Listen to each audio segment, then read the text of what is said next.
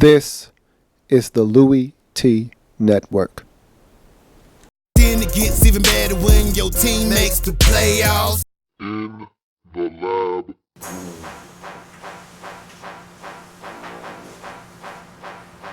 Hey yo! Who else gonna be? With me, your man, Louie Tee, welcome. You are in the lab room. Of course, I am your host, Lou. Thank you for joining me on this playoff edition. Playoffs? Boy, do I love this time of the year. My goodness. Take it in. Can't get enough of playoff football, and there's no better week than Wildcard weekend in the National Football League. Usually talk about opening weekend of the season. Everybody's playing. Every fan base is filled with excitement that their team could be the team in that season. This could be their year. It's a really exciting time. Opening weekends, opening kickoff. But nothing trumps Wildcard weekend for me, especially when your team is a part of the mix. I mean, playoff football, the atmosphere, the excitement, the anxiety, all of those things mixed together makes for a beautiful, beautiful sea of emotions. I love Wildcard weekend, whether my team, and usually my team isn't involved, they are this season, so that makes it that much more enjoyable, but I just love Wildcard weekend, and we'll get the same thing next weekend in the divisional round, but just knowing that you get it this week and you're going to get it again next week with 2 games on Saturday, 2 games on Sunday, it is a beautiful, refreshing feeling. The only thing that puts a damper on it is the fact that it's going to be over soon, okay? As fast as the postseason arrives, it's over. Just like that. It's like a shooting star, man. It is beautiful in all of its splendor, but boy, does it end fast. So I'm gonna enjoy the ride, though. I'm gonna enjoy this whole postseason, and we're gonna start with the Saturday wild card games, both AFC games, and I can't remember in recent history where the NFL has done this, where you have both conferences having a separate day to play their games. Normally, there's one NFC, one AFC, and it's like that for both days. Well, this season it's a little different. Both AFC wildcard matchups will be played on Saturday, and the 2 NFC matchups will be played on Sunday. So looking forward to all 4 games. Let's talk about the Saturday matchups in the National Football League's playoffs. And we start with the early game on Saturday. The Houston Texans, the number 4 seed in the AFC playoffs, playing at home, taking on the City Chiefs, the number 5 seed in the AFC playoffs, riding a 10-game winning streak, the hottest team statistically going into the postseason. And so let's talk about the Chiefs first and what they have to do to win this football game. They're the road team. They're coming into this game, like I just said, winning 10 games in a row. What a job Andy Reid has done first and foremost to galvanize a group of grown men. Because you know how hard it is to motivate grown men just to win on an individual basis. Try doing that after you started the season 1-5. Do you understand how hard it is to get a guy to believe, just one guy, to buy into the fact that our season isn't over at 1-5? Try doing it to 53 guys. And Andy Reid was able to convey that message after losing Jamal Charles. He was able to convey the message to those guys after seeing Justin Houston go down. He was able to convey the message to that entire locker room that we're not finished yet. We still can win football games. We can still make the postseason. Hell, we can still win the AFC West. Okay? That was floating out there. And they had an opportunity and they almost got it done. And so this team is playing a confident brand of football. So they're coming into this playoff saying, why not us? Why not us? No one's beat us in over 2 months. Why not us? Why can't we hoist the Lombardi Trophy? And they've got as good a shot as anybody in that wide open AFC. Alex Smith playing outstanding football. And you know, he's not going to really turn it over. And I think that's going to be a key for the Texans. We'll talk about that when we get to the Texans. But if he continues to get the football out of his hands, is able to hit Jeremy Maclin, who has been a revelation for this football team. They went out, they spent the money to get a receiver. We know all of the storylines that surrounded this football team coming into the season, not having a receiver catch a touchdown pass last year. Well, Jeremy Maclin came in and he has really put a stranglehold on that wide receiver position, and it has allowed other guys to have an impact on this football team because of what he's come in and done at the receiver position. And so you start to see other guys contribute at the wide receiver position because of what he does as a number one. And we've seen the impact of a number one receiver in this league this season with Jordy Nelson going down and how the Packers have struggled. You get Maclin onto this football team and all of a sudden other guys start fitting into slots and you're seeing other guys be able to help you, like an Albert Wilson playing some good football this season. This team has some solid parts and pieces that can help them advance in the postseason. And if Alex Smith is protected long enough to distribute the football the way that he does, and I think another thing that we underestimate with Alex Smith is his athleticism and his ability to escape the pocket. On 3rd and 6, he's just as dangerous with his legs as he is with his arm. If you allow him to have some space and he doesn't like what he sees, he will tuck the football and run. And a lot of people don't give Alex Smith the credit that he deserves. Remember, he was an option quarterback at Utah coming into the league. His athleticism was what got him drafted number 1 overall atop the NFL draft when he came out in the same year with Aaron Rodgers. I think what won him out was his athleticism. This guy can run, and I've seen him run time and time again, extend plays, extend possessions, and that's something the Texans are going to have to make sure they do not allow him to do. Continue to see the growth of Travis Kelce, their big-time tight end. I really like the tight end position for this Chiefs team. We've seen some of the young guys step up this season, and I like what they have at the tight end position. And so if they can continue to get some of those guys involved, I think they can do some things at the tight end position, can the Kansas City Chiefs. You look at what they bring from the running back position, and they've got it running back by committee going on. And it's been a lot of Spencer Ware of late, but Charkandrick West carried the load earlier on in the season. They don't have any real guy back there. They don't mind handing it off to either one of those guys and allowing them to get it done. But Spencer Ware has been the one carrying the load of late, so we'll see if he continues to get the football. But nonetheless, they've had a really good success this season with running the football, and we'll see if that continues in this football game. But on a defensive note for this Chiefs team, what they need to do in this game is rattle the cage of Brian Hoyer, similar to what they did early in the season to Billy Ho in that first game of the season where they really jumped on top of him. They got a pick out of him early in the ball game that allowed the Chiefs to get a touchdown, and they really never looked back in that ball game. They jumped on the Texans defensively, got some points early in that ball game. Travis Kelce was running unmolested through that secondary for a couple of first half touchdowns, and they really ran away with this game. I want to say it was 27-6 or something like that at halftime. I mean, this game was done at the half, and the Chiefs put it in cruise control, and that's why the game got tight towards the end. But that game wasn't as close as the score indicated, and if you're the Chiefs, you want that same defensive game plan. You want to get after Billy Ho. You want to apply pressure. Let's hope that the H&H Sack Factory is ready to rock and roll. That, of course, being Houston and Holly.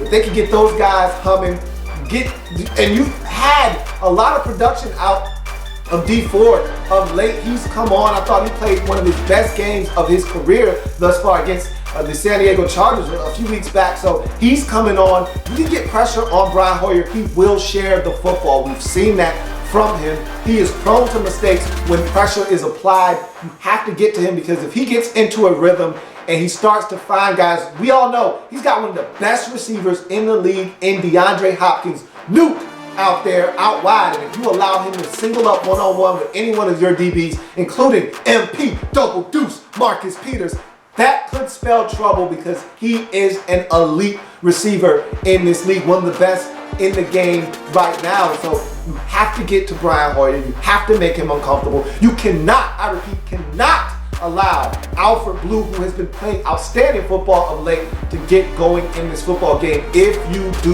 you are really setting yourself up for failure in this football game, because if Billy Ho can turn around, hand it to Alfred Blue, and then pull it out of his belly, have the safeties come up, bite play action fake, you're going to get Nuke one-on-one with a corner, and he's going to win that matchup 9 times out of 10. So if you're the Chiefs, stop the run first and foremost. Do not let the Texans have a two-way go of it. And once you put them in third and long situations, peel the ears back and go after Brian Hoyer. They're missing their left tackle, Dwayne Brown, who injured himself in the final game of the season and is out for the entire postseason. So you have some matchups that you can win along that defensive line with your defensive linemen and linebackers, along that offensive line from the Texans. You have matchups that you can exploit. If you are the Kansas City Chiefs, you must win up front and get pressure consistently on Brian Hoyer by stopping the run and forcing him to have to win the game in third and long situations. Let's look at it from the Texans' perspective. I think number one for them in this game, first and foremost, the Texans, much like the Chiefs, I mean, you're kind of staring in a mirror here. Both of these teams started off the season rough, okay? And I want to say the Texans came out of the gates 1-5 as well, if not 2-5. Definitely, they lost 5 games early on in the football season, and they had some really bad losses. The Falcons lost on the road. It was an eye-opener. It got Brian Hoyer back his job. He came in mop-up duty, played well, and he was given an opportunity to get his job back after I thought he was benched way too soon in the season in week 1. But I was on board with Ryan Mallett playing anyway, so I'm not going to sit here and bash Bill O'Brien for making that decision because you had a young quarterback sitting there. We all feel like we know what Brian Hoyer is as a quarterback in this league. So to sit Billy Ho down and give Ryan Mallett, a young quarterback with a rope for an arm, a chance, no one was really beating him up for that. He wasn't ready. We saw that. And so you look at this defense and the way they started playing as the season progressed, you knew that you just needed a steady hand. You didn't need a guy that was a loose cannon at quarterback. You needed a guy that could come in and settle this football team, and that's what Billy Ho provided for this Texans football team when he was in the lineup. But let's talk about this team and how they were able to overcome adversity. And now they have a chance in the playoffs. They're playing good football. 3 winners of 3 straight themselves. They're feeling confident. They've been shutting teams down. They've gotten it done defensively. And so this is what the Texans have to do to win this football game. On the offensive side of football, they cannot turn the football over. If they give the Chiefs short fields, they're going to be in for a long afternoon. The Chiefs relish forcing turnovers and turning those turnovers into points. You have to make sure that you do, because the Chiefs aren't going to turn the football over themselves.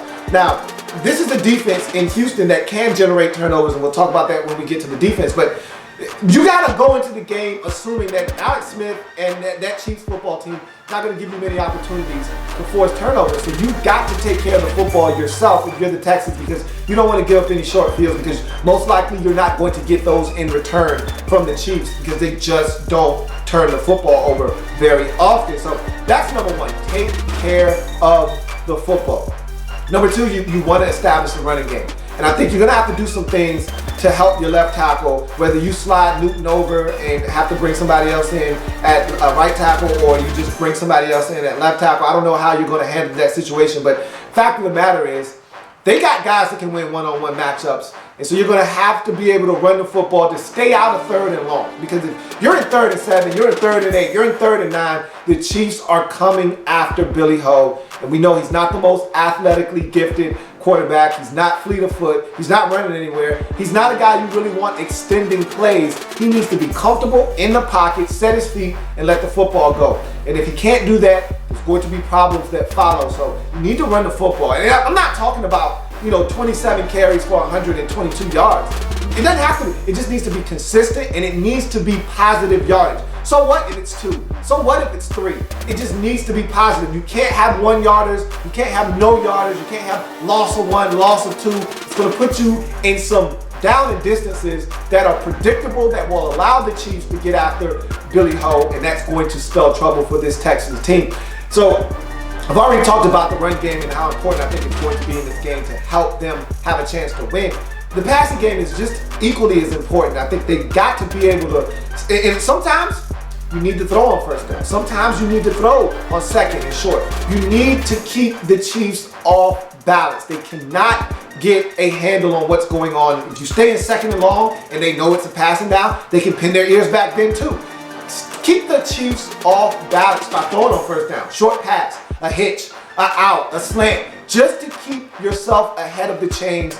And so it's going to be important that Billy Ho have a high completion percentage. The guy that you're looking across the field at, and Alex Smith is going to do the exact same thing. Short passes, high completion percentage, and going to give his team a chance to convert third downs. I think the Texans need to do the exact same thing. Get the football out of his hands quickly, allow him to complete some short passes, then get into a rhythm early in this football game to give him an opportunity to maybe hit some plays down the field, loosen the defense up a little bit, make them respect the fact that you can throw and will throw on early downs, and then maybe you'll loosen them up for a shot later on in the game. But there are opportunities. I think you must get Nuke the football at least 9 to 12 times. I think he needs to have at least 12 targets, minimum. That guy is one of the most explosive receivers in the game. The catches that he makes on a weekly basis are insane. He must be targeted at least 12 times in this game. He may only catch 5 of them. He may only catch 4 of them, but you have to make sure you give him opportunities to win when he has one-on-one coverage. And hell, sometimes even in double coverage, just say, hey, Nuke, go make a play for me, and throw it up to him and see what happens. He's that type of athlete. He's that type of receiver. He's a special talent in this league. You got to give him opportunities to win and give him chances to make plays for this football team. Looking at it from the defensive side of the football, look, just continue to do what you've been doing over the last month and a half of the season. And I go back to that Cincinnati game. To me, that was the turning point in the season for this team. And you shut a high-powered offense down that night. And that's what you're going to have to do in this game. Not necessarily as high-powered an offense here, but they can score points if you make mistakes and you give them short fields and you allow Travis Kelce to do what he did to you the last time these two teams met. If you allow them to run the football, yeah, they can put up 27 points. And they're a hard team to beat when they score 24, when they score 27. If they score 30, you're done. Okay, so you don't want to get into that type of ball game. Keep it low scoring. That's going to give you the best opportunity to win if you're the Texans in this football game. And to me, stopping the run is nice, but it's not the end-all be-all, because Alex Smith doesn't have a problem throwing the football 24 times and having it be a bevy of short passes that are high completion throws that matriculates the football down the field. So it's not necessarily going to be a situation where you have to stop the run because their offense is predicated on the run. They don't mind throwing short passes. I think the key is disrupting the timing of Alex Smith in that offense. If you can get to Alex Smith, if you can bat some balls down, if you can rattle his cage a bit, if you can stop him from being able to create outside the pocket and run and pick up first downs with his legs, if you make Alex Smith beat you from the pocket and you can consistently get pressure, you're going to have a chance to win this football game. And I know a lot of people are counting the Texans out in this game simply because they're the Texans and they don't have a quarterback that scares you. Of all the teams in the postseason, their quarterback situation probably is the worst. And so, yeah, I think a lot of people are counting them out because of that, but this defense is that good. They can carry this team to a victory in Wildcard weekend. And it would not shock me in the least if this team gets juiced up for this game in front of the home crowd. They come out, they put some pressure on Alex Smith, they bat a ball in the air and it gets picked off, or they get a guy out in space and they hit him and they jar the ball loose and they scoop it up and they run deep into Chiefs territory and they score and they start feeling that momentum and the confidence that they've been playing with all season long and they win the football game. It would not shock me in the least. But I don't see that happen. I think the Chiefs are riding a wave right now. Look, they haven't won a playoff game in like 22 years or 23 years. It's some astronomical number like that, okay?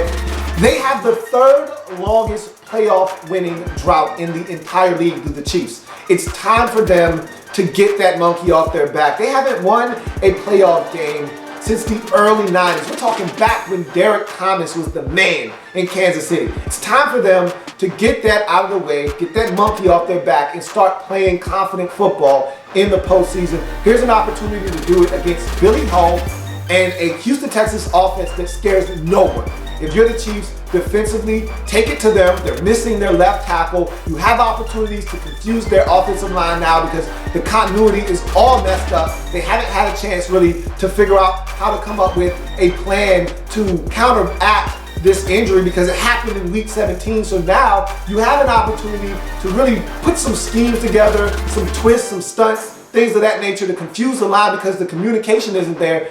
Get to Brian Hoyer, force him into a mistake or two. You may even be able to strip the football out of his hands, get some turnovers, win this football game. I don't expect the Chiefs to turn it over themselves, but if they do, if J.J. Watt and company can get to Alex Smith, can force him into a mistake or two, they've got a shot. I like the Chiefs in this spot. I think they are primed to make not only a win here and get the monkey off their back in terms of playoff wins, but I think they're primed to make a little bit of a run and some noise in this AFC playoff picture because it is wide open. They're a dangerous team because they can play defense, they can move the football down the field, and they can get it in the end zone. They have playmakers, and a lot of people have been sleeping on the Chiefs. It's time to wake up. Give me Kansas City to win this football game. 23-16 over the Houston Texans. Let's go on to the nightcap. And this is a game a lot of people are looking forward to. It's the third edition of Steelers and Bengals in 2015-2016. And this one, it could be a barn burner. I think this one has the makings of a hell of a football game. We're talking third seed Cincinnati Bengals, winners of the AFC North division, taking on their AFC North family member. And this is family business of the utmost importance, okay? Six-seeded Pittsburgh Steelers who barely got in through the back door of the postseason. All of that is a moot point now. They're in. Doesn't matter how they got in. Back door, the roof, front door. Doesn't matter. They're in. They got their ticket punched.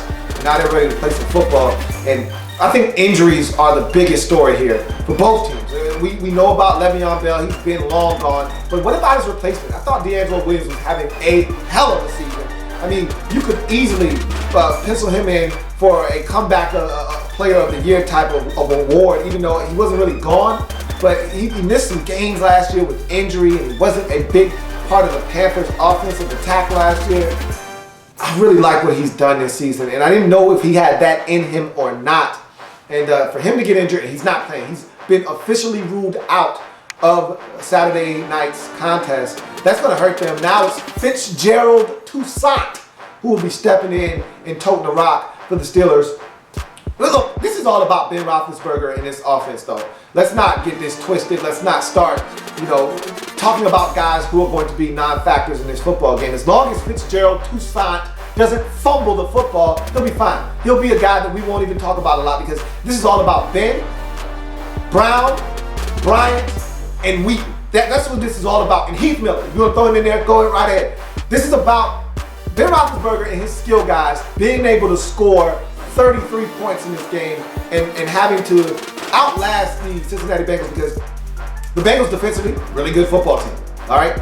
They can stop this Steelers offense. They've done it before. They can do it again. The question then begs is what happens with the Cincinnati Bengals offense? We talked about injuries on the Steelers side of things. What about the injuries on the Bengals side? No Andy Dalton in this game again. And so A.J. McCarron getting his first postseason start has not been that great in the regular season, but he's a big game guy. That's why he was chosen and why he's the backup of this football team because of what he did in college. This guy has been in a big spot before. He understands the magnitude and what he has to do to help his team succeed. I would not count A.J. McCarron out. This guy is so confident, okay? He smells himself and he thinks he smells like winning. He smells like success.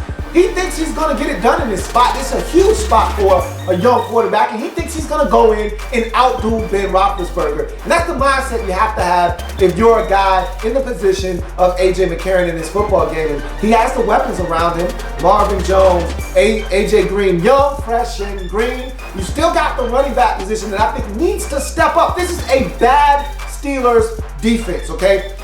You may not run the football as effectively as you like because I think up front they do a good job of stopping the run for the most part. But they can be ran on, I think, a little bit, but they definitely can be thrown on. And if you're the Cincinnati Bengals, I'm putting this in Hugh Jackson's lap. Hugh, you want a job? I know your name is circulating out there. You want a job? Here's your opportunity to go out and get some work. Right here. If you want to prove that you can be a head coach in this league, and I know you're one of the best offensive minds in the game right now. People sleep on Hugh Jackson. I'm telling you right now, here's your opportunity. Devise a game plan that takes some of the pressure off of A.J. McCarron and allows these skill players, these talented skill players, to make things easy for A.J. McCarron. Get Rex Burkhead involved.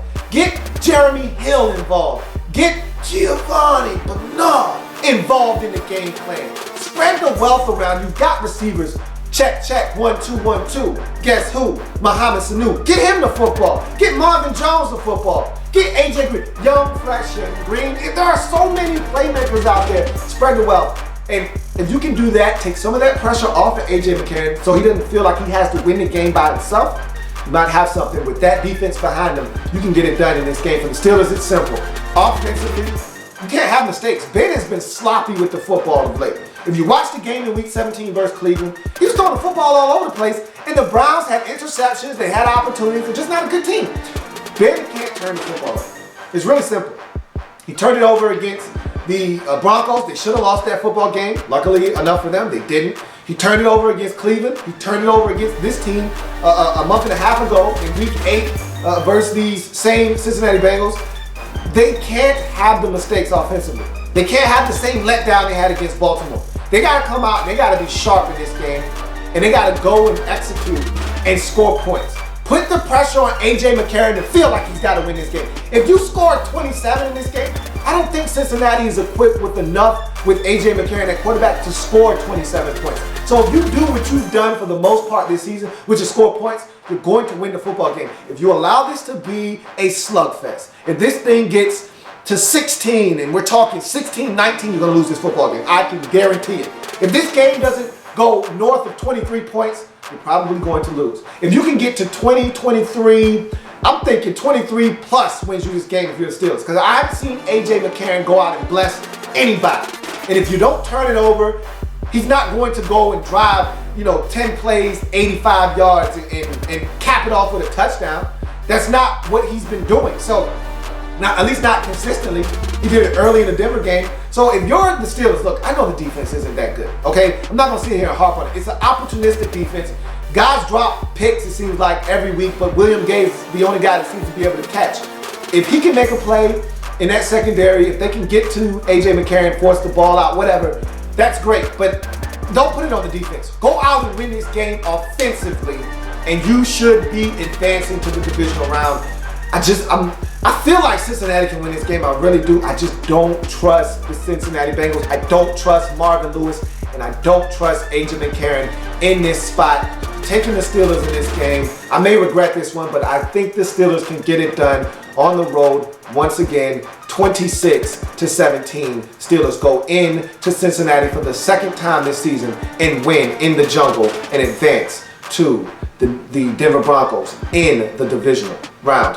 Those are my predictions and my analysis of the game. Love to hear your thoughts on what you think is going to happen in these two games on Saturday. Can't wait. Bart Scott, can't wait. If it happens in the National Football League, whether big or small, we come all here in the lab. Come back and join me as I continue to break down everything. And now, Football League. You know you're going to see this pretty face blessing the screen soon after these games come to their conclusion. Can't wait. Bart Scott, can't wait.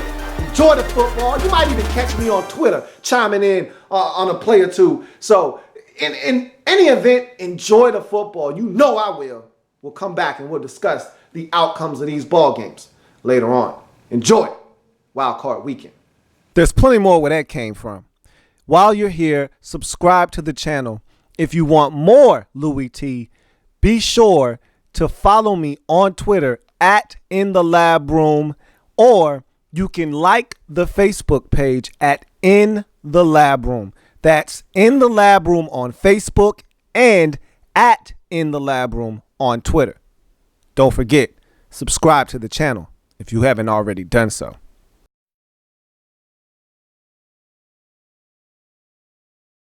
Then it gets even better when your team makes the playoffs. In the lab.